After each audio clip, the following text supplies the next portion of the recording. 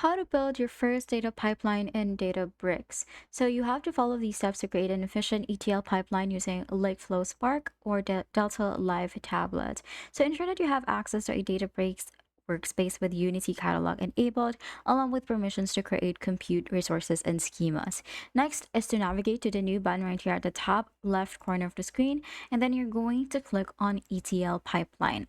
Now from here, going to give your pipeline a new name. Make sure that it is clear. You're going to select the target catalog and schema, and then you're going to choose your preferred language, whether you want to get started with SQL or you want to get started with Python. So we're just going to get started with Python from here, and then you can use a development catalog and a dedicated schema to maintain environment application.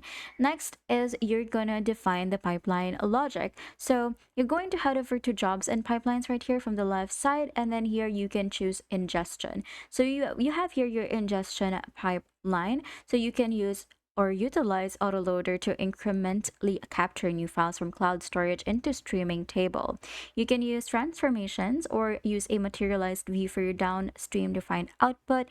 With coding syntax in Python, just use the @dp.t decorator, and if you're using SQL, just use create or refresh statements. Now you can also start building your layers from here, so you can focus on raw data ingestion with minimal transformations and robust schema handling with bronze layer.